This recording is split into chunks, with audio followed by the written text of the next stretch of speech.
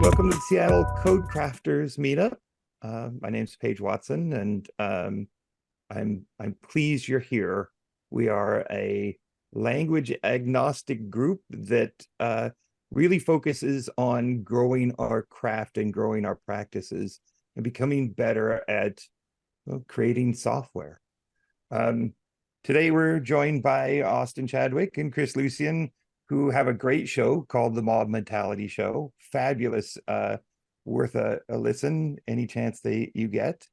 I met Chris in person at Agile Open Northwest in 2016. Oh, okay. Yeah. Something. Good It was memory. a long time ago. And I don't know, Austin, if we met in person yet. We kind of talked about that, but we will at least in May of next year, if not before. Nice. So, Right yeah. on. So I'm gonna let them take it away, and I'm excited about what we're gonna hear today. Awesome. So I'll kind of kick it off. Yeah, without further ado, thanks, Paige. We feel super fortunate to join you guys. What a great group of people. And what we'll be talking about today is unleashing the power of mobbing and codecraft, kind of bringing those two concepts together. What we got on the agenda is mob programming and craftsmanship, what we do in our environment, and a tour of mobbing. So it's kind of a never before seen tour, at least virtual tour in the public sense of what our environment is like. And then Chris and I will be sharing on the synergy of craftsmanship and ensemble programming. And then as we're going, we'll be queuing up questions. So we'll be doing a Lean Coffee AMA, Ask Us Anything style thing. And in the chat right now, I'm going to post a link to kind of the retro board that we have up here. It's kind of in the Lean Coffee style. And yeah, there we go. There's my cursor. And so so during the talk, you can go to this link and then you type what you want into a card right here and then drop it in the to discuss column for any questions or topics that come up that you'd like to discuss after our sharing session is done. And then we'll do typical Lean Coffee to go through those until we run out of time. Should be a good time. And so now we will give you our tour. And so to kick us off, I'll hand it over to Chris, who will show what it looked like pre-COVID that I got to experience for a couple of years, that Chris experienced for a long time. So take it away, Chris. Yeah. So this is our environment when we were in person. This building, we actually gave up the lease from COVID.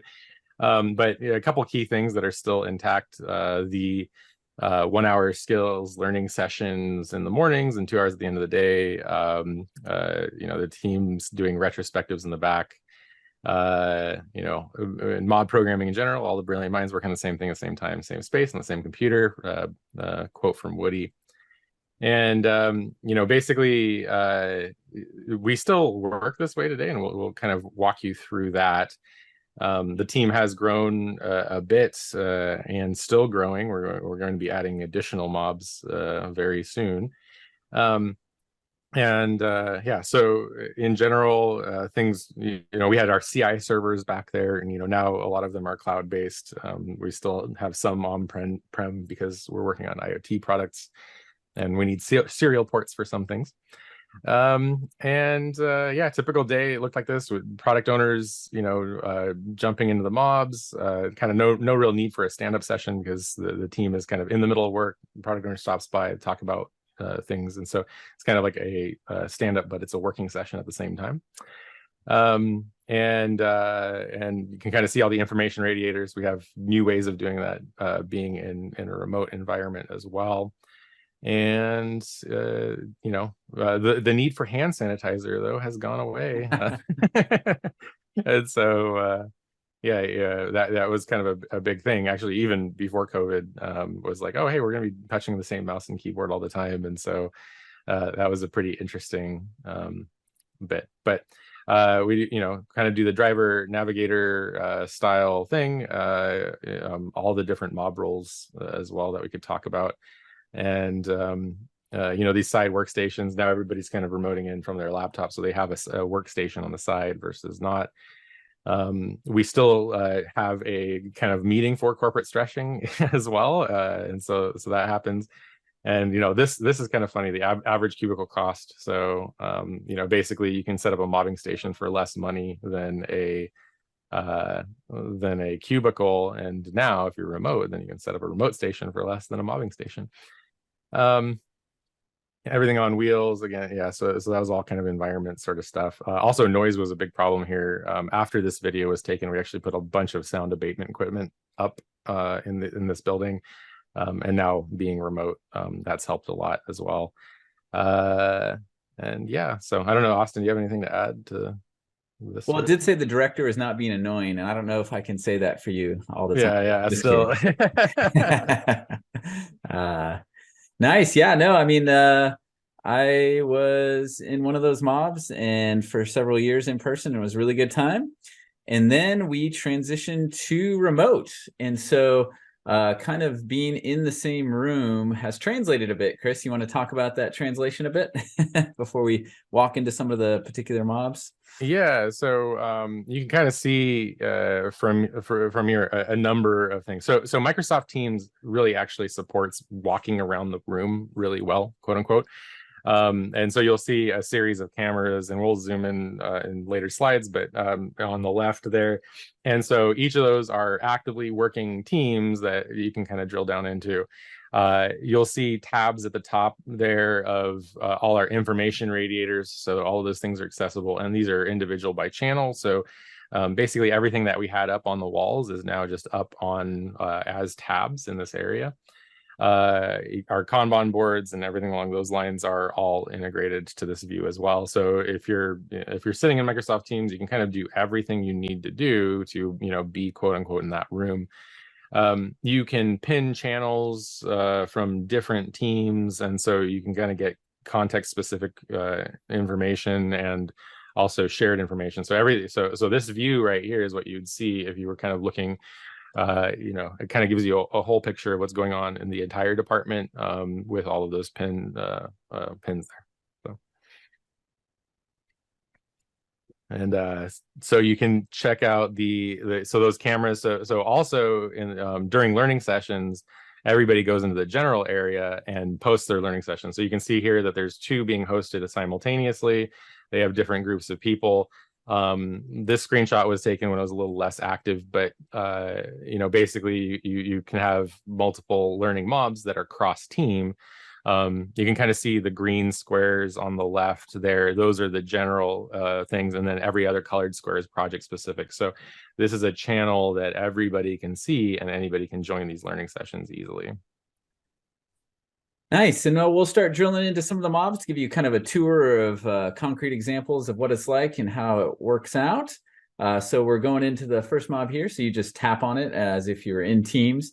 And then you'll see, when you go into the channel, you'll see the history of kind of their either asynchronous chat, because it's kind of just a chat channel, but also their mob sessions. So right now they're pairing, but yesterday it was a mob. And, you can see the various things in the history there. And then if you kind of go next and focus in on the team, you can see, as Chris talked about, there's Kanban here. The team has, power to create whatever tabs they need and create the things they need. So the Kanban board, that was the whiteboard in the in-person, is now a virtual Kanban board, but it's integrated in the environment.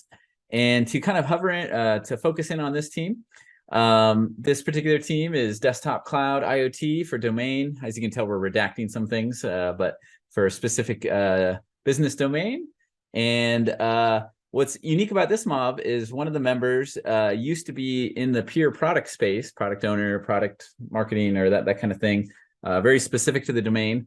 But over the years, he's also has tech skills, and now he's just a member of the mob. So that, just highlighting that, because each mob has their own unique ecosystem, so to speak. I remember Chris saying once that each mob is like its own what'd you call it, like a mom and pop shop with their own rules, and boutique, that's it, right? Because each team has extreme ownership of how they operate. And so this particular team is used to be 8 people. Now it's down to 3. When they were 8, they used to roll dice every so often to switch off who was in the kind of sub mobs. They're doing a strangler pattern on old desktop languages and tech to new. There's some serverless and some traditional. And one thing to highlight with all the mobs, but this one too, is they're full stack. So everyone who is needed is there to get the job done. And as you can see, if someone's out for vacation or whatever, then you're pairing. And so that allows people to take vacations and have that freedom. And you can switch in and out of this mob by finding other people and other mobs to switch with. And that's kind of the way it works generally. And how about this next team, Chris? Yeah, so this team in particular, mobile stack, communicating with IoT, so it's kind of like mobile cloud, and then kind of hardware that moves along. You can kind of see that even though the product owner is not in the meeting, they can still chat with the meeting. So they have a running chat even with the product owner during that meeting. And or a side chat. And so in this case, the product owner noticed that a team member from another team had joined and was kind of talking to them. And so it's kind of a nice thing. So they can see who's in there working right now. Maybe don't know context about what they're working on, but they can interact easily. So this is again kind of what I was talking about earlier, simulating the walking around the office. There's strangler patterns from old to new. The code base is very highly unit tested. Everything has been essentially done test first in these environments. Yeah, it's been really interesting. Nice. Yeah. And I think it is implicit in what you said, Chris, but anyone we interact with has the ability to quote unquote walk around the room in Teams. So they have that access, and they can pop in and join a mob at any time. And switching to a collection of teams, I'm highlighting two here. So if we see there and we go take a look at them. So this used to be a larger group of 11. And they used to switch very often, some of them every couple days. And they used to be kind of considered one big team. And then, so this has been a recent experiment, the inverse Conway maneuver. And so now they're 2 to 3 mobs or 3 people, kind of more stable in that fashion. I point out this person joining in because he is a UX UI specialist, and he's kind of we had him in a previous mob mentality episode. But teams will flash the bat signal when they need help with that kind of stuff, and he'll come join and mob with them, and do some CSS or HTML or anything to help with that. And so that kind of shows that kind of floating specialist pattern with mobbing. So from a tech standpoint, it is web, cloud, IoT, strangling to newer web. A mix of serverless and traditional, kind of strangling to more serverless. And they're working to eliminate the daily stand-up now that they're smaller teams. And kicking on over to the next team, Chris. So this is pretty interesting. So there was a team that came on from an acquisition and from across the world. So they're in Australia. And this team here is a kind of mobbing counterpart. So their team in Australia is largely not really modified in any way, even their working style. But this mob is operating in order to kind of essentially help and integrate into their team. And so there's a team with more traditional style that we're trying not to disrupt, but augmenting with a mob in another time zone. And so they have some really cool stuff going on. One of the people in this group is a DevOps specialist as well, and a lot of and our specialist roles. It's kind of important to mention is that they mob normally on whatever the team's working on, full stack. However, their learning sessions are focused in their specialty typically. And so a specialist will learn in their area and focus learning in their area, but will operate on the full stack with everyone else in the rotation. And bounce around as needed for teams that need help. But yeah, so there's a really interesting pattern, and so both teams are kind of influencing each other in different ways, as well as collaborating, and it's gone very smoothly. So that's an interesting note. Next up is my current mob. And so what's really interesting about this team is that most of the ones you saw before were one mob or one team or sets of mobs and people supporting one product. This is a team that supports 20 to 30 different apps and domains. A lot of it's internal. Some of it has some very significant external customer-facing stuff. But what's really unique about it is that you could release an enhancement to production in the morning, and then go to lunch, and then come back and then work on a fix in the afternoon for completely different tech stack and completely different domain. And it's just whatever is the most important among those 20 to 30 different apps. And so CI/CD is always important, but it's very important with this one because you got to have really solid, ready to go pipelines to sustain and keep all those things working well. And so it's been a lot of fun. Go ahead, Chris. Yeah. Yeah, I want to jump in here. So T stands for Tools and Enterprise Applications. And this is the longest lived mob. So this mob has existed for 12 years now or so. And so this is the mob that I worked on when mob programming first started as a term. And a lot of those apps, so anybody on that team may be modifying stuff that we did back then. And I was in a meeting recently, and there was an app that basically hadn't needed minor updates, and I was like, wow, we've been deploying to this thing uninterrupted with no real problems for the last 10 years. And so it was kind of like a really cool thing. And so no bugs reported from that system. Like maybe it's had one bug report in 5 years or something like that. So it's just like a single project, with just constant use and no real bug. So it's very cool. Like out of the, many projects and products, there's a lot of risk there, but it's very safe to work in the environment, which is cool. Yeah, it really is. And sometimes you're in really old tech and sometimes you're in cutting edge tech. But what's one cool thing to see is you see a lot of the practices. You can just feel it in the code as you're working on it.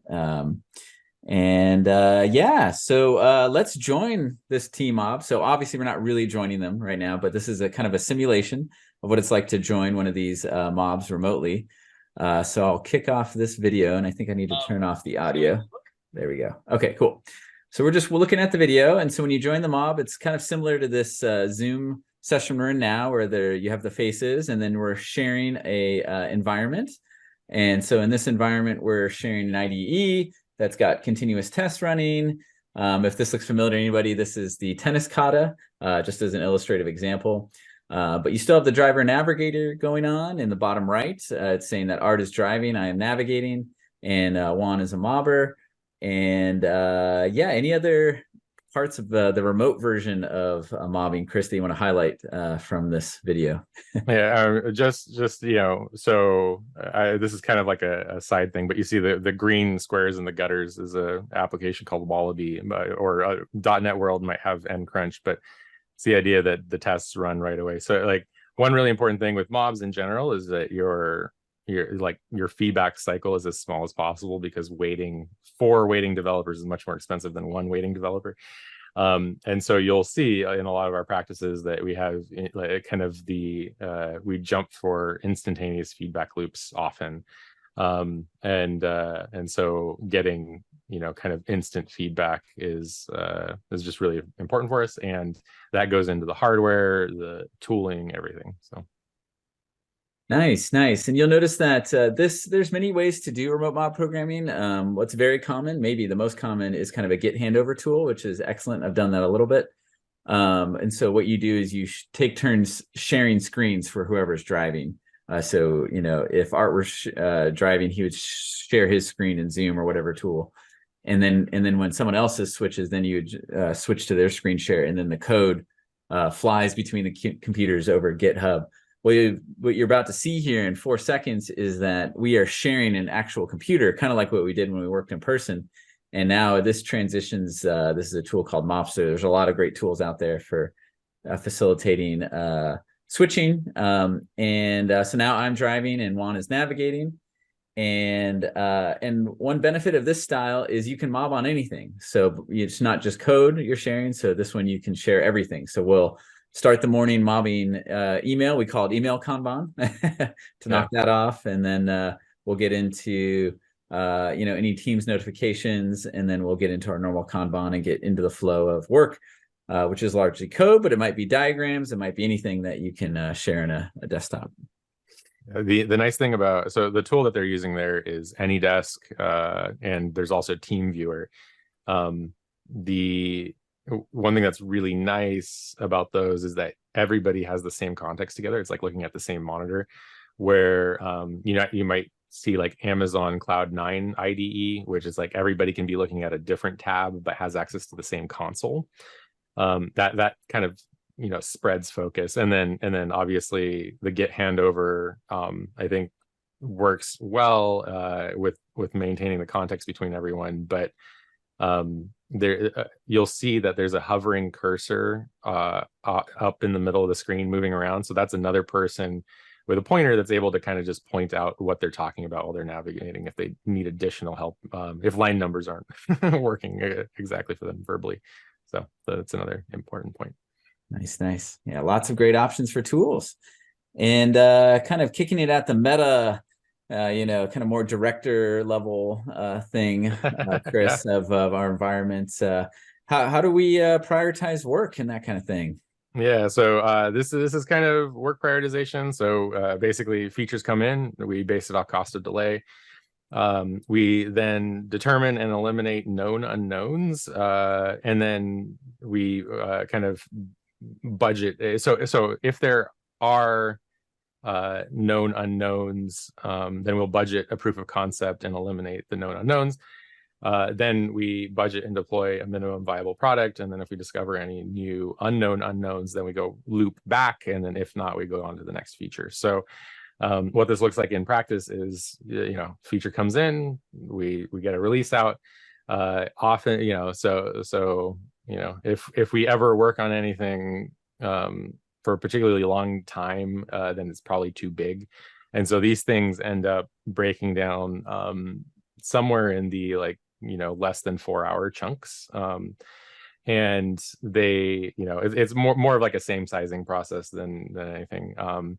If you're doing that, but it's story split as best you can, and then go through, and then whatever we need to get to the customer as quickly as we can, we do. So yeah, nice. Yeah, and one thing I'll add here is that we'll mob everything together. So sometimes it'll be very much like a code kata, where it's like, hey, this has little unknowns and we're largely implementing, so we'll the commits will be very high, which I'll get to in a second. Your next slide, committing like every few minutes, every refactor, every feature added, every test, all that kind of stuff.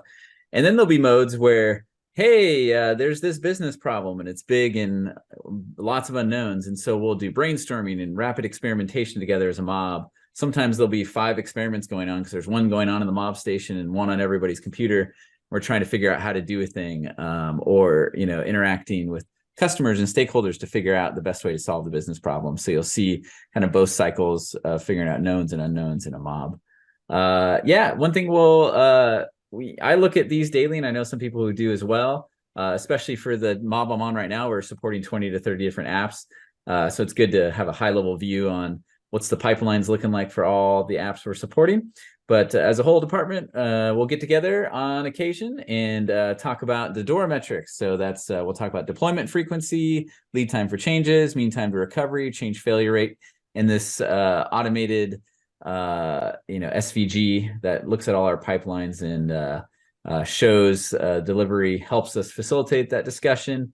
So you can see here, this one in the middle, it's been delivering to production every day for a very long time. This one up top had some issues yesterday, kind of in the setup part of the pipeline. This one down here had a crash in the pipeline. Oh, doing a fire drill, which is like an automated check that our databases can be restored successfully and that kind of thing. And so, so that's kind of a high level look at DORA. Anything on that one, Chris, before going to the next? Yeah, you'll just notice on the left there, the drill 1, drill 2, setup, test, and prod. And so The fire drills are really important to me, and some people kind of roll their eyes or whatever, but it's this idea that it's like, if can you select data that was recent from prod in a restored backup? Because I've seen teams go on long times without ever having restored a backup, and then realizing that the backups haven't been working for years, and losing everything. And so if there's not, so these fire drills are automated, and so they discovered a failure in their backup right away, but every team is required kind of at least once a year to make sure that their whole system is functioning as they expect. Yeah, and then Chris's annoying fire drills were like, well, if we automate it, we don't have to do it anymore. So there you go. Exactly. So what I do is I try to irritate people until they automate it. Nice. And how about this chart, Chris? Yeah, so this is the commit impact chart. So this every circle on this chart is a commit to a repo from a source, and the size of it is a logarithmic scale based on the number of commits. And so you can kind of, like Austin was talking about earlier, you can kind of tell when people are in research mode or in kind of like delivery mode.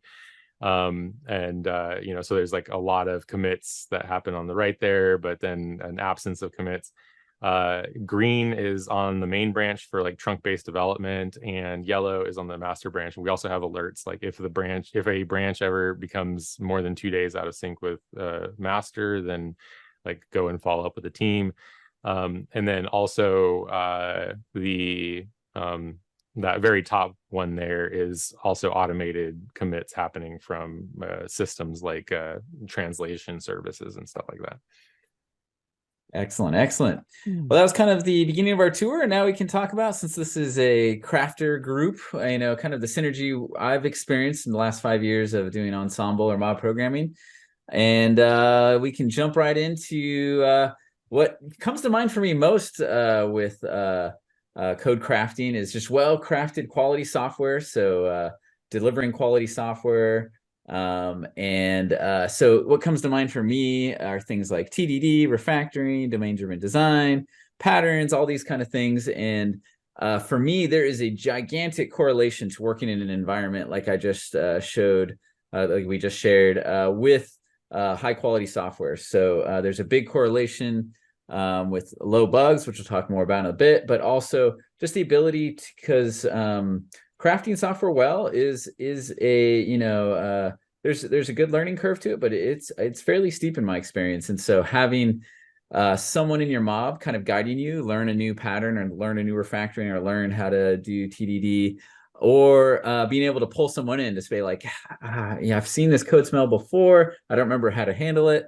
And you can be like, oh, I remember so-and-so in the other mob. And then we can just invite them and they come join the mob and help us through it.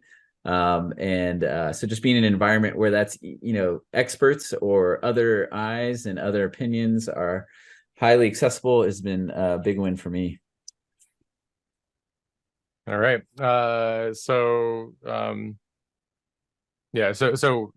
You have a lot of learning sessions, a lot. So the technology adoption and kind of unfamiliarity with tools can occur as well. And so ensembling can help share the knowledge between people very easily, but also the learning sessions have some content on that. And I see that there's some questions around those.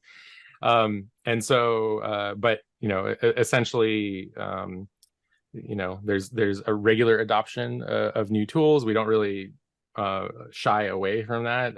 It's the team's productivity is more like a measure of like how fast can the team learn new things and adopt, and also the ability to safely migrate from like one system to another easily.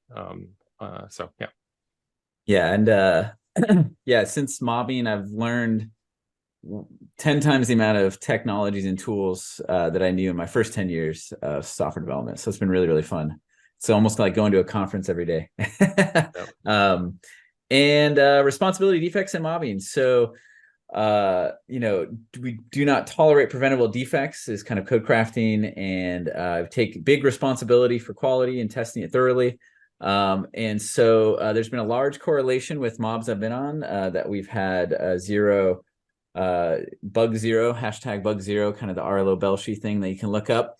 And so sometimes that's quite literally 0, or other times it's just so low that it's pretty much 0. And so usually in our environment, there's usually codecraft people around that are there to help spread the practices that help that make that kind of thing happen. There are times, full disclosure, where mobs don't have those kind of people, and then you don't really get that effect as much. The multiple eyes does help, but but if you have a good environment, have the right people, it really spreads like wildfire, and it's been awesome to see. All right, so this one might be controversial. So kind of in the principles, and maybe I wouldn't have strike through the second sentence, but the first sentence. So we don't estimate with diligence, because we don't estimate, but we also do not let fear or pressure make us promise what we can't deliver. So I would unstrike through the bottom one. But I just wanted to kind of, tell you the software estimation paradox, as I've written it on my blog. We can estimate well what we have done many times before. Software developers automate what is repetitive and time consuming. To estimate something well, one must have repeated it many times before and not automated it. Why would a software developer not automate something they've repeated many times before? So this idea is that, I believe personally that estimation is inherently damaging to a system where you are essentially capable of automating many things as you go forward. And so, if you've done it enough times to estimate it well, then you can probably automate it sooner. So nice.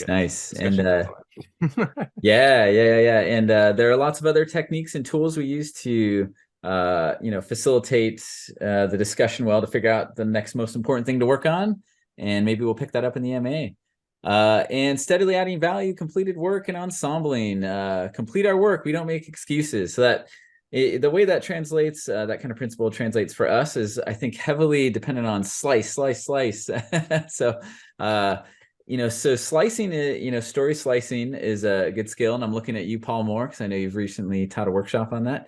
And it's also another skill that can help spread through mobs. If someone in the mob knows how to do that well, and you see someone picking up a big batch of work, you can be like, hey, what are some ways we can slice this?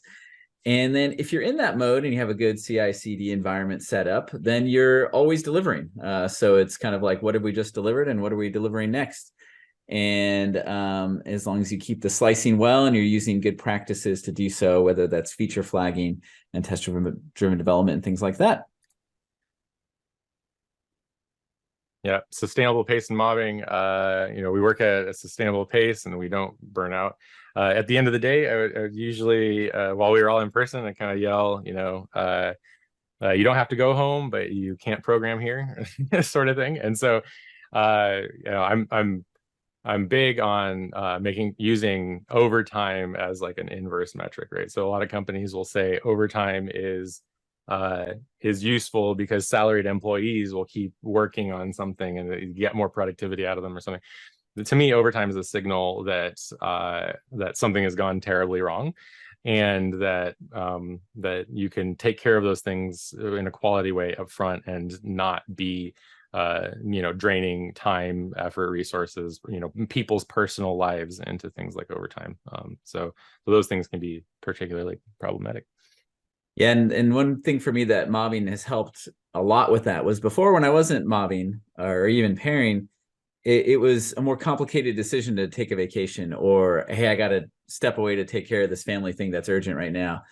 But with the mob has context and they'll be fine without me there. And so unless there's this really weird scenario that I haven't seen happen yet, where the whole mob is taking a vacation at the same time, it's really nice for that. And it's really good for healthy work-life, family balance, and all that kind of stuff. And, diversity of opinion. We embrace differences of opinion and personality. Most people think of mobbing, they think like you're highly extroverted. The truth is a large majority, I would guess in the 80-90% people I've mobbed with and in our mobs are more on the introverted scale of things.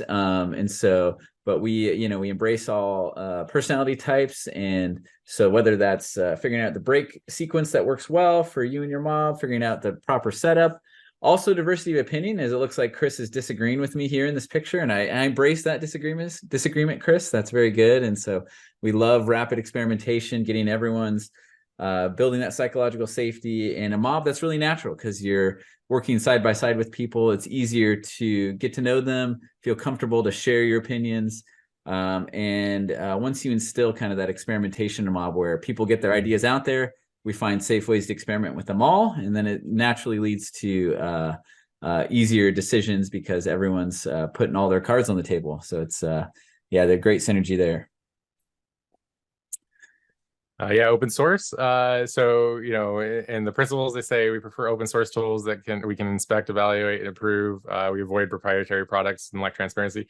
For us, I think we are our more best tool for the job sometimes, but we do largely operate on open source, and you know, so in general, we do try to. We have a healthy mix, I guess, is what it is, depending on which is the right tool. Nice. Knowledge sharing is completely natural to ensembling because anyone you're ensembling with or mobbing with, it's almost impossible not to learn from them, right? So if they're driving, you're seeing what keyboard shortcuts they're doing and how they operate the computer. If they're navigating, you're learning their thinking. It feels like if you have a healthy mob, it's impossible to hoard knowledge because there's at least 2 or 3 or more other people learning what you know, and you're learning what they know. And so it's kind of both growing in that way. All right. Yeah. So we show respect for our customers and fellow crafters, persons, that we do not act unprofessionally or unethically. So this has been a kind of a core principle. One of the developers on kind of the original, you know, mob that kind of coined the term had, in a retrospective, kind of given us some principles to work off of, which was treat everyone with kindness, consideration, and respect. And that had kind of carried forward in our set of lofty goals even to this day. And yeah. Nice. I like that so much. I heard Woody Zool give that in a presentation like a few years ago, and I put it on a sticky note, and it's on my bulletin board in my living room, my kitchen. Yeah. Kindness, consideration, and respect. That's great. Fantastic. And you know, and it's something, you know, a mob has to work on. Sometimes it comes really easy to a team, but then a team changes and it's something they got to work on. And so yeah, that becomes a crucial skill to be good at those 3 things for sure. Transparency is key. So especially if you're not doing estimates like Chris was talking about earlier, communication, it becomes essential. And so you saw the various patterns you saw in kind of when we're walking through our environment. Some have kind of the customer or product person in the mob. Some just communicate ad hoc as needed. Sometimes the customer joins us. So this is an example here. When we were in person, this person would just show up in the mob with his dog, and it was always a good time. And I recently worked on a product with this individual as well, and he would just show up remotely in the morning in the same way. So it's funny to see the same pattern. I think his dog was still there remotely. Yeah, so I think I remember seeing them on camera. So, but yeah, so just always having that open communication, always open for anybody to join that we interact with, and just ensuring there's a good cadence, whether that's ad hoc or whether that's on some sort of frequency. Here's what we've delivered. Here's what we're working on next. And here are questions, and just pulling in whoever is needed to get the work done at that moment, pulling them into that mob. And there's nothing to hide, and we'll share everything that's going on. All right. And then, of course, we absolutely partner with our customers. So, you know, in person, you know, in this case, in this particular case, we're on a golf course because one of our products deals with golf. And so kind of out there, you know, kind of in it and talking and interacting with the customers directly. We've also set aside budgets for fly-ins and fly-outs. And so there are people that, you know, we will fly customers in to talk with us, as well as fly out to customer locations and watch them. Because we work in IoT, we have a very you know, we have a physical presence with software, which is a very interesting paradigm, and yeah, it's very cool. Yeah, and I was on this particular trip, and it was really fun. We got to drive the golf carts around, see the products and software used in real life, see how it's set up, and that really gives you a good feel for it. And so we were working remotely at the time, but then we went in person for this experience, and so it's always good to mix those in so you can understand. And so now we'll turn it over to y'all in a lean coffee style. So let me end the slideshow, bring on over the retro tool, and got some great topics up here. If you were putting questions in the Zoom chat, that's fantastic. But as we're kind of getting started with lean coffee here, take a moment to put them into the lean coffee board, and I'll put the link one more time just in case you missed it before into the Zoom chat. And feel free to keep adding cards, but I guess we'll go ahead and get started with the lean coffee. And the way we've usually done lean coffees is you'll have some more minutes while we're kind of reading off the cards to start with, but the person who created the card can read their card and then kind of give like a 20-second soundbite to it if they like. And then once we get through all the cards, we'll vote on them, and then we'll discuss them until we run out of time. So I guess without further ado, who was the first card on Fowler and Others? Yeah, I think that was me. I think even on the remote mob programming site, they say regular monthly get-togethers with the folks in person, and just wanted to know if you're doing that, even though you've got a distributed workforce now. Excellent, excellent. Cool. Who is next with what are some learning sessions you've done lately?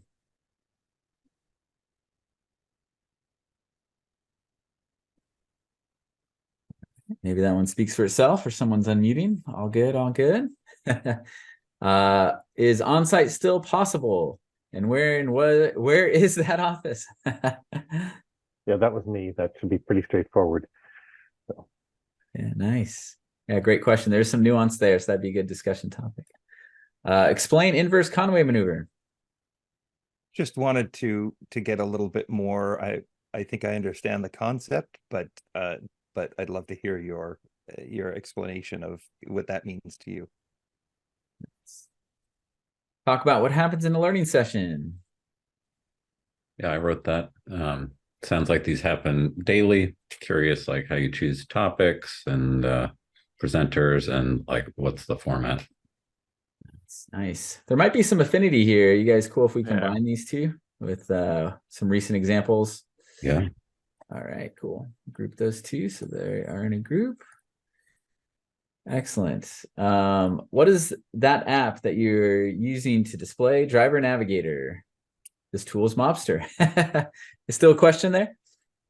No, I don't think so. I just kind of left it for anybody that wanted to look at that later. Nice. Is it a cloud system?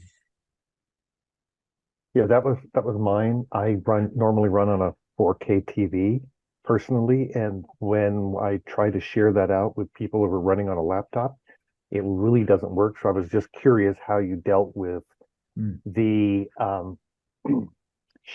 swapping back and forth. And I've heard about using shared cloud computers that basically just everyone tunnels into. Nice, nice, good one. There's some love for the door metrics and question about tool. Any soundbite on that one? I may have put a few in here, but I do like the image. I'd love to know about more how that was created, and if there's a tool or whether you did it in-house, that sort of thing. Nice. Will there be highlights and links? Yeah, we can talk more about that card, but the quick answer is yes. Yes, I'll be sharing that. Thank you. I was noticing a bunch of specific tools and other things mentioned, and since we can't actually capture and save the chat, that was the question. Oh, cool. Oh yeah. Let me I'll note to capture the chat and put that in as well. Capture Zoom chat. And Paige, can you help remind me to do that? To get that into the notes? Yeah. Certainly. Okay, cool. Thank you. That was good. Do you hire crafters? And that again is me. It's more about, you were talking about how you have the learning sessions every morning, but like, what do you look for when you're hiring people, and how do they join the team? And, are you looking for crafters in particular, or do you train them up, or that sort of thing was the questions. Nice. Tools, whiteboard, information radiators, mural. Any soundbite on that one? Yeah, that was me. I'm just interested in all of those tabs that you showed in the screenshot, where you said you replace your physical information radiators with tabs and teams. Excellent. Do you have on-call positions, and how do you handle that? Again, you were talking about the 40-hour week. I just wanted to kind of get an idea of what that looks like. And are you still mobbing even in that? And then actually the working agreements one is mine as well. And because I think they're important. It kind of goes back to, how do you form the teams, and how does everybody there start to know what it is that they're doing and how they fit in? Nice. Those are the next two. Right on. Something you miss about in person? Yeah, I personally really enjoy remote mobbing, but I just wanted to check in. What is something that stands out for you that you miss from the in-person days? Yep. Hearing Chris crunches celery as he walks by in the morning. Yeah. All right. What makes a good mobber crafter?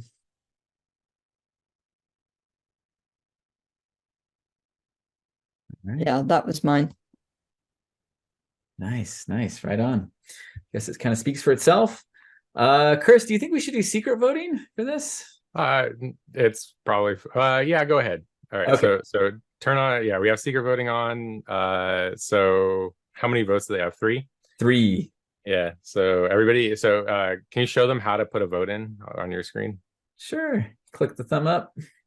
Yeah, so a little green thumbs up shows up when you hover over the card. So just pick the top 3 that you want to hear about first, and then we'll reveal, and maybe we'll give a couple seconds on that. While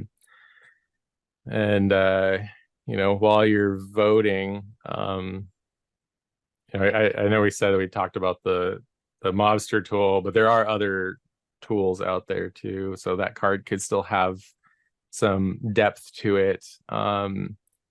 And then, pretty much all of these we can go more at length on. And so we can dive into the topics. Yeah. So hopefully you're getting close to voting. You can keep voting when we turn it off. Your votes are limited. So I think you could just go ahead and turn it off and see where it's at now. Cool. And let's sort by votes. Awesome. Hiring. What a timely topic. Oh my goodness. It's almost like we paid the audience to pick this card. Yeah.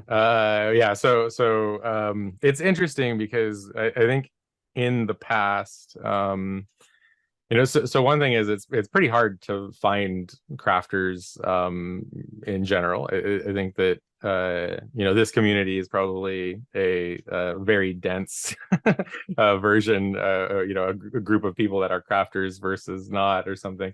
But I think in the past our interviews have had definitely a crafter style to them, and our interviews evolved considerably over the years.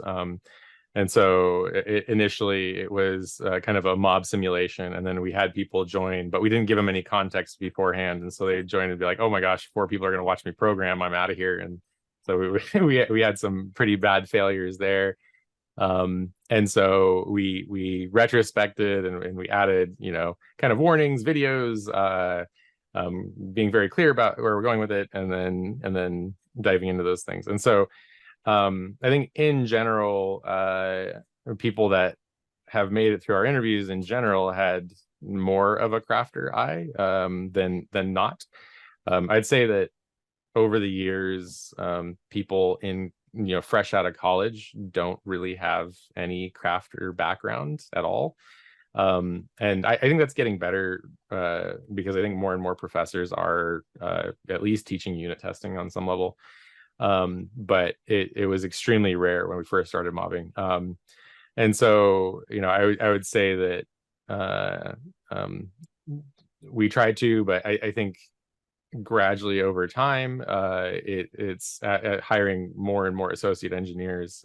There have been fewer and fewer people that had that specific background.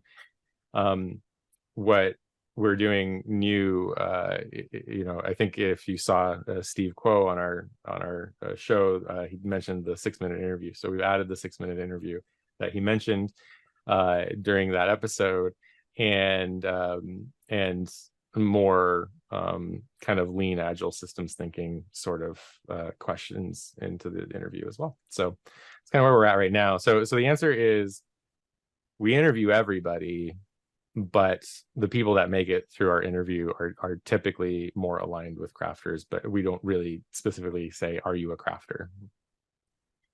Yeah, the job description is pretty clear what we're looking for, and it has a lot of crafter type stuff in there.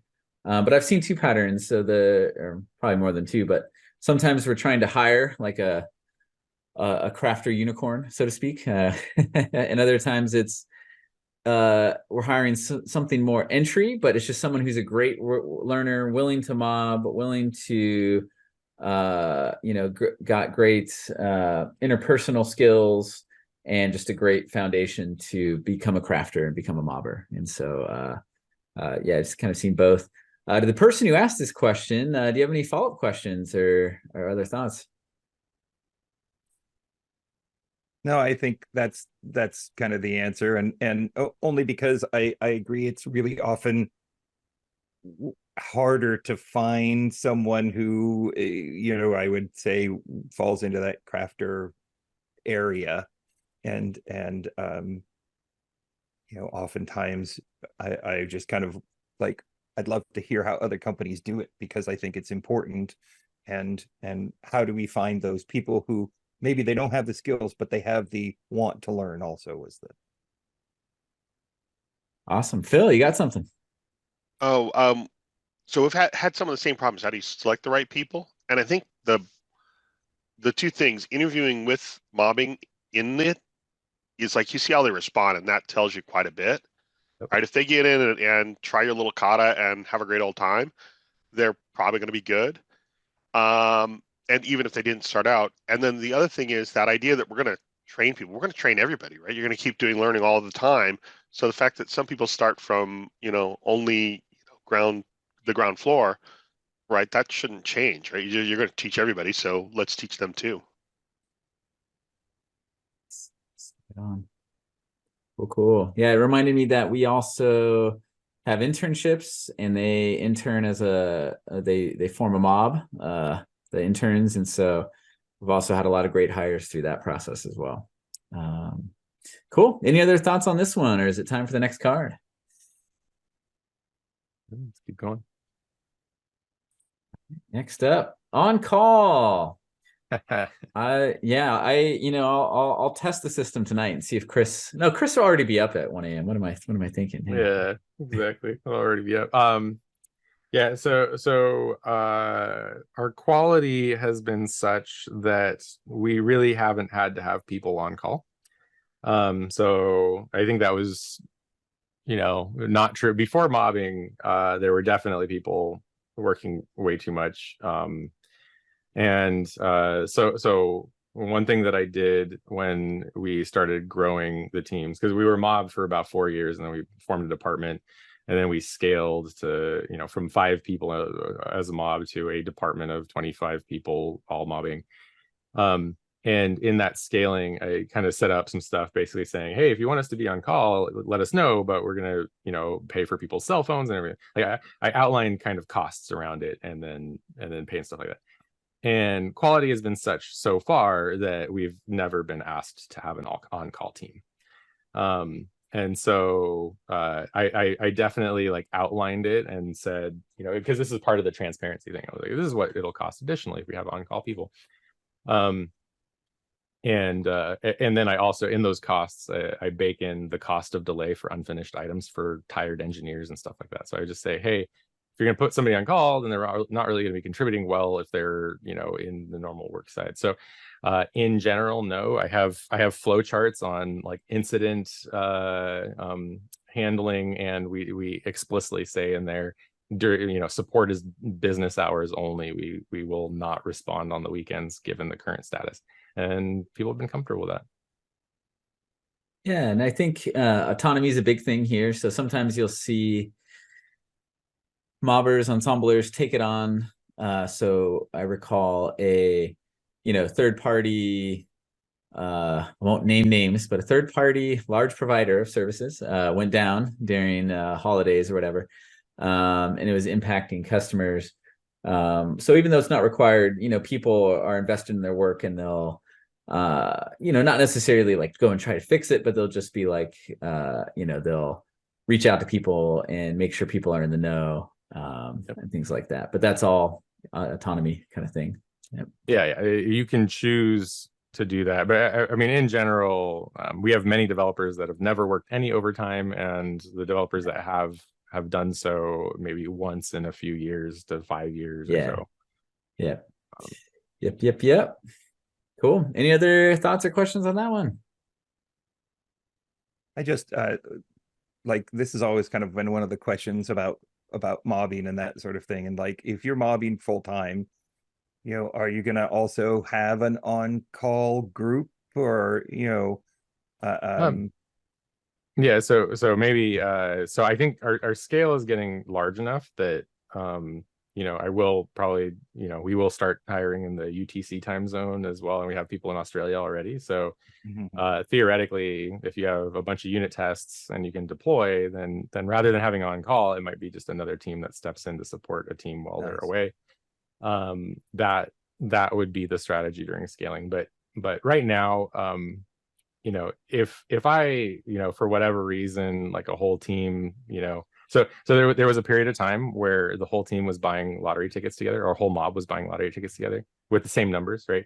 And so I was like, well, okay, so if they all win, then they'll all go away at the same time. So if they all went away at the same time, I'd be pretty confident in just saying like, hey, this mob over here, you know, dive into what they were doing, right? And so, you know, that whole bus factor, lottery ticket factor, you can, given the level of unit testing and things along those lines, for, you know, an experienced mob, I think they could just dive in and start cranking away on stuff. So that'd be the hope. But in 10 years, not really come up. Excellent. Love that. Nice. All right, I see no hands. Next card. What makes a good mobber and a good crafter? Whoever posed this question, you want to set the stage for this one? Just what kind of attributes or skills or attitude or whatever, you know, what are people's thoughts on that? Yeah. Well, you know, so I thought about this a lot recently, because, you know, as we're going into a bigger hiring phase again, you know, so the kindness, consideration, respect thing is really, really important. And that's a little bit of what we look for immediately. And then diving in, I think, you know, the principles that we went over during the slides are a really good indicator of some of the things that we look for as well. But you know, if somebody is thinking about the whole system, and you know, and obviously they need the technical skills that would support those things, but I think the other piece of it is the more esoteric technical skills, like refactoring, rather than just cranking away on code and naming it, you know, good naming, clean code, things like that. So just on the technical side, those are things that just wouldn't appear. But you know, I also highlight, you know, in our associate developers and up, I say, you know, we're looking for somebody who's gritty, who can like say, okay, I'm going to refactor this and I'm going to get it to a clean state, and has the grit to do that. And then also kind of somebody that lives maybe a principle driven set of decision making and going forward. and things that I personally find myself asking a lot to developers on our team is, if I would prefer you to have an opinion about things going forward. So when I'm like, hey, do you want to do this London style TDD or Detroit style TDD? And they're like, well, we can do either. I don't really care. That's like probably, a worse answer than I don't know what those are. Because if you, I would say, I would prefer to hear somebody say like, I prefer this or that because, and then disagree but commit at the end, right? Rather than saying I don't care. And so those are some of the things that I think come to my mind. Austin, I don't know if you have any, or we can go to Georgia. Nice. Yeah, go ahead, George. Oh, I was just going to say, you start with humility. You add on the fact that you can't let your ego control the code, right? And, to me, those are the big things. Anybody who basically gets upset when someone disagrees with them is automatically sort of suspect.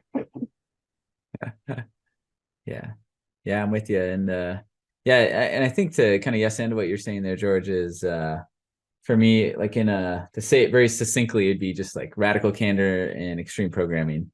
But like the radical candor piece you're talking about, disagreement should be celebrated. Kind of going back to the code craft principle of diversity of opinion is what we're seeking. And so when people are sharing their opinions, that's excellent. That means we have more experiments to run. That means we have a greater chance of innovation and the best idea making it into the code or the product. And so, and then extreme programming is kind of like what go-to for me when I'm looking for this. But I could play buzzword soup here and kind of read off of the open job position or whatever. But like teaming well, crucial conversations, systems thinking. I think Chris mentioned that. Extreme ownership, clean architecture, clean code, TDD, facilitation, refactoring to patterns. These are all things that come to mind, just to name a few. But yeah, any other thoughts on that topic? Well, I just want to say that one of the reasons I promote pairing at a minimum so much is because if I interpret the requirements one way and my pair interprets it another, you don't have an argument. You go get clarification.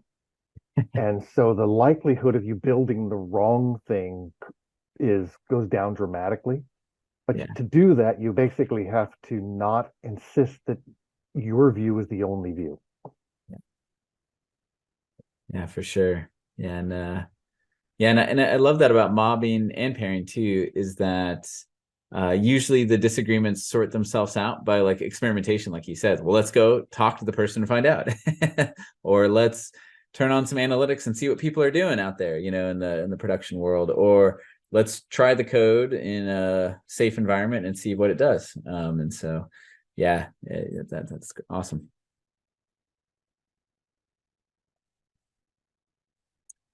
Cool. Any other thoughts on this one? All right, moving on. Example learning sessions and what happens in a learning session. Yeah. Well, so I can kind of give you some examples of recent ones that I've seen. So there's learning session. Well, actually, I'll talk about what happened originally. So when Woody joined Hunter, he put in place Kanban and learning sessions, right? And so the learning sessions then were essentially dedicated. They were always kind of Randori style, where somebody takes the keyboard, somebody navigates, they navigate the driver, and everybody rotates on a kata. And so I think we did tic-tac-toe like a million times, as the over again, once again from the beginning, over again. As the team got better and as those skills became kind of more ubiquitous and things kind of expanded out, and then as the team was growing, there was a desire to branch off of that and do more directed or maybe team focused. And so learning sessions today and in the future, in the past, there was a really important one where it was like, hey, let's do database continuous delivery. So right now, everything on our pipeline goes to prod automatically, but our database doesn't. And so the team decided to learn Flyway and Redgate data compare. And so learning sessions were specifically about exploring those technologies. And so one developer went and learned it all, and then started hosting learning sessions with katas around database continuous integration, and then Flyway and the Redgate tool became parts of different pieces of our stack. And so now it's like we can make updates to the database; those go automatically to prod. We don't have anybody that is in another department that's kind of gatekeeping the production server, but everything has failover, failback, and thoroughly tested. So we went from a very and we saved lots and lots of time around. So so before it was just like quality within the team, and then it was maybe technologies to increase productivity, and then it gradually even went to like IoT technologies and other things like that. Very recently, Amazon AWS RDS proxy for basically connection pooling across many Lambdas. And then I'm thinking about others that have come up, but I don't know, Austin, if you have any that are interesting to share. Yeah. For me recently, learning time can be solo or group. So for solo ones, I usually have a stream of the book I'm reading. So I'm rereading Refactoring to Patterns right now. And I usually have a tech set of videos. So I've been doing a lot of Flutter lately. And so whatever tech is needed at hand, I'm usually watching a video on that. And then also Codecraft videos. So I've been doing a lot of the Clean Coder videos. Group sessions, I've seen some on testing. I've seen some on the mob roles recently. I recently joined one about refactoring to patterns and unit testing for zombies. It's like the 0-1 mini exceptional cases, stuff like that. So that's some recent examples. We'll be doing lightning talks tomorrow. So people have an opportunity to do a 5-minute talk on anything, work-related, personal, etc., and to share information. Cool. Any follow-up questions to that one? All right. Moving on. Inverse Conway maneuver. Chris, do you know anything about that one? I have no idea. Yeah. So I don't know, Austin, do you want to talk a little bit about Conway's Law or anything along those lines, or do you want me to just jump into it? Go ahead and jump into it. I was looking up a link on it. Okay, that's fine. So Conway's Law, right, is this idea that your infrastructure is reflected by your org structure. That can kind of be expanded to like maybe the team habits, right? Your architecture is going to follow your team's habitual patterns. And so everybody's kind of heard the 2 pizza team and things like that, where it's like, so that was like the Bezos thing on the Amazon, where it's like, keep your teams so that they can be fed by 2 pizzas, or 2 large pizzas or something, which is about 8 or 9 people, right? And I think I've grown to agree with that over time pretty deeply, because we've seen mobs that operate very fluidly, and they're 3, 4 people, maybe up to 8, and then they're totally fine. The difference between 4 and 8 is like the need for a stand-up or not. And then when we grew past 12 on a single product, the architecture began to become a little bit monolithic in nature.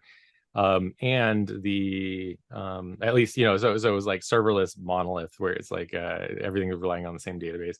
And so we said, like, hey, we really want to have this be separate, independent, kind of horizontally scalable systems. And so looking at the whole system, an inverse Conway maneuver is this idea that you're going to reorganize explicitly around the architecture that you want.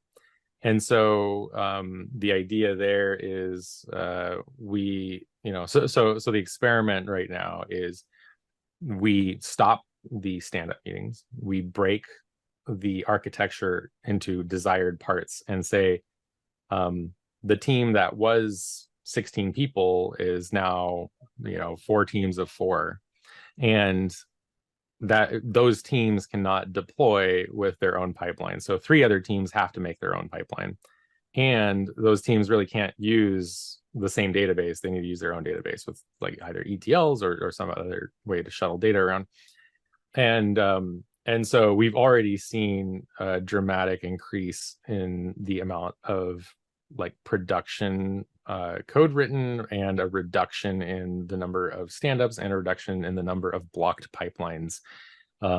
So one team deploys, breaks something on the pipeline, and blocks another team. Now that they're independent, the teams are deploying independently and solving their own problems right away, because no one's going to get in there and fix it for them.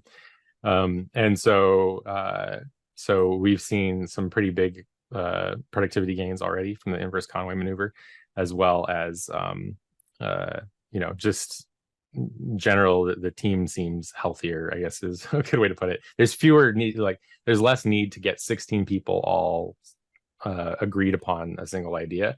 Now it's just 4 people, and that's been really great. Nice. Yeah, and we recently just released an episode on this topic, so I put the link in the Zoom there. And I think one key clarification is the code starts to match the communication patterns way more so than like an org chart or something like that. But yeah, so you like Chris said, you increase or decrease communication amongst people to get the code in a particular way you want to see it. So yeah, and I definitely can testify that when we are in that kind of small autonomous team where everyone who is needed is there, but no further, the flow is really, really nice. When it's too few, then you're queuing and waiting, and you have all the lean waste problems of traditional software development with code reviews and all the different stacks separated and away from each other. And then when it's too many, everyone's trying to understand everyone, and it just becomes a big communication mess. So yeah, I've definitely experienced the effect of Conway. Go ahead, George. I was just going to say that of the many times I've been at Amazon, one of the things I saw was that the AWS small teams had a tendency to not shrink as the work went down. They started basically producing what I call mini monoliths because they didn't want to shrink the team. Whereas in one of the other companies I've consulted with, they have what was sort of called the graveyard team, that which I was on, and it was responsible for 160 still in production but low change applications. It was a big team. It was 16 people because they basically had a lot to try to keep track of. Dang. Fascinating. Cool. How are we doing with time, Paige? I think we're okay. I'll actually kind of wrap up here, and then we can keep having a conversation if we'd like. But just in since we're starting to have people drop off, say thank you everybody for showing up.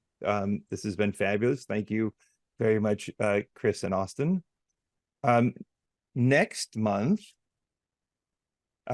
we are going to have, oh golly, where did it go?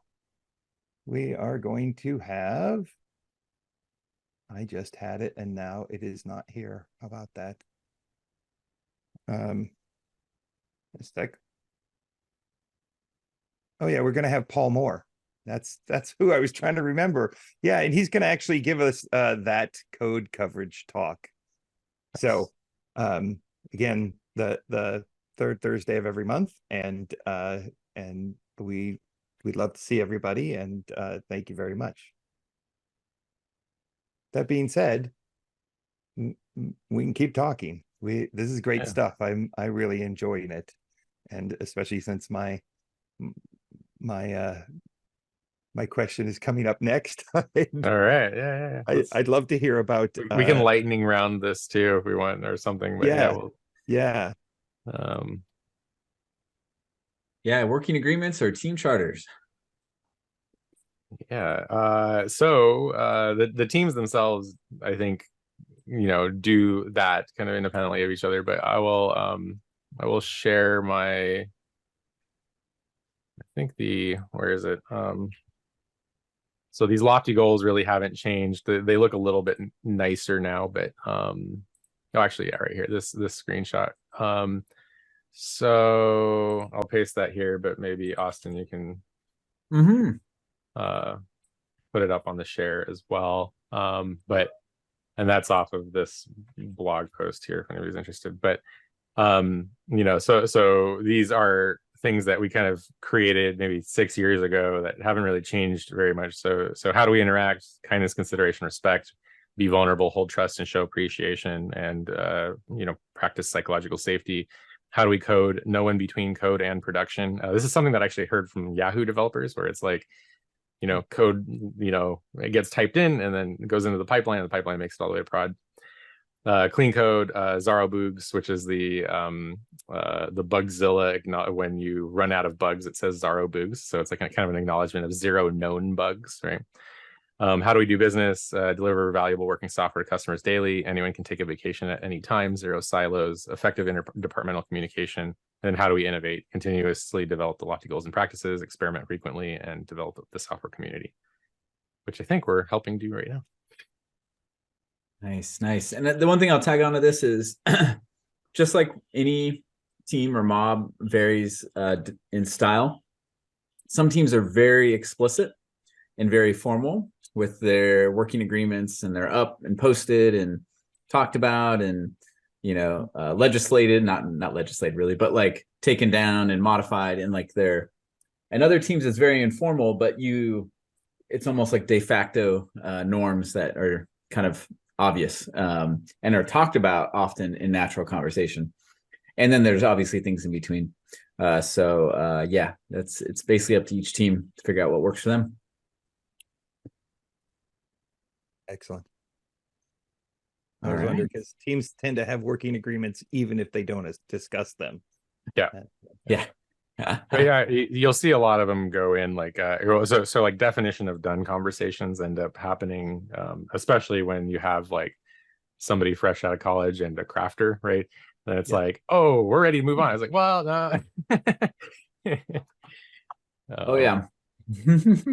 If someone says works on my machine, no tests, a natural definition of done conversation will happen right then and there in the mob. But it'll be fun. Cool. Are we doing lightning round version? Just hit them fast. Yeah, we can do that. Cool. Screen controls, a shared cloud system. Yes and no. So some mob stations that AnyDesk or TeamViewer into are in a closet somewhere hooked up to hardware that the software interacts with. Some are in the cloud. And I think most are physical at the moment, Chris, if I remember right. Yeah. Okay. Yeah. So there. Yeah. Actually, I have a good add-on to this. It's really important to me that the hard drive. So we use Llewellyn Falco's approval tests a lot, and they take they do hard drive IO. And even SSDs feel slow now when you talk about NVMe M2 SSDs. And it's hard to have a configuration on a cloud computer. Well, at least before it was. I think I've seen some recent configurations on like AWS for NVMe M2s. But basically the hard drive IO and and having a good graphics driver for working well with Chrome. These are actually things that I like to consider when making mob hardware. And so it's, these end up being physical machines because typically I have hardware requirements that I'd like to see for teams to be able to iterate quickly, that are based in fastest possible for unit test runs. And because, a mob costs a lot of money to run. And so anytime they spend waiting at all is like, developer salary times 4 plus cost of delay, right? So that number ends up being pretty big. So the developer hardware ends up, it's important. But yeah, George. My question was really about the problem of variability of the actual remote developers. Do you have is there like minimum expectations? It depends. So like one big thing, because you mentioned the 4K resolution TV, right? And so there are mobs where there are people with really good vision and really poor vision, and they're in the same mob together. And so it becomes a natural working agreement discussion of like, hey, I really can't read that.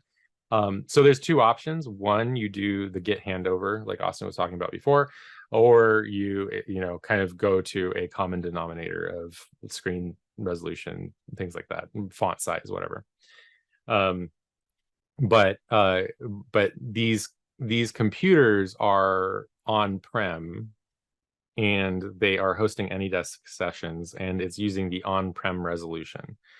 And so, and typically that resolution will reflect that of typical customers or something. So that in that process, and so and I think Austin's ready to show something from that here. If you, it looks actually pretty limited in how much you can see. Yes. So you typically would have 2 or 3 monitors, right? One of them would have the AnyDesk session. So you have one shared monitor, a couple of monitors for like side research and stuff like that, chat systems.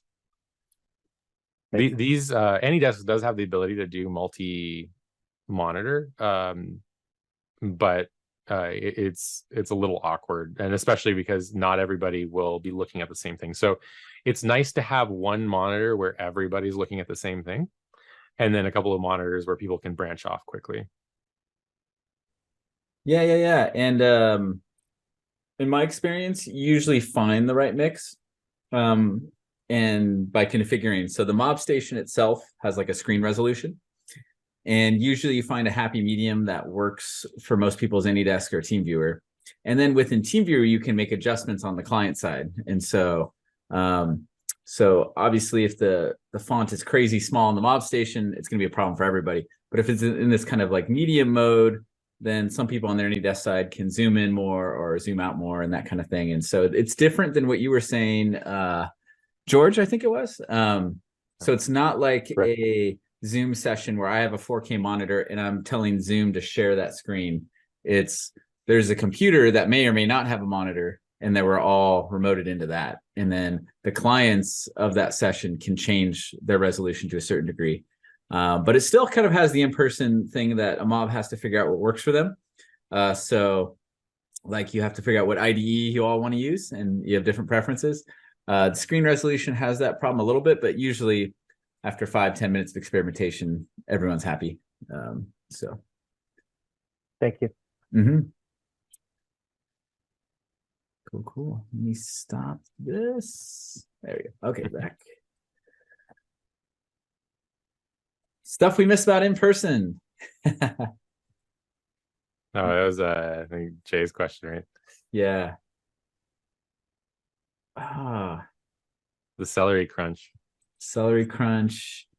For me, it's almost a 1-for-1 translation if you have everything set up, and it can take a little bit of work to get everything set up just right, just so.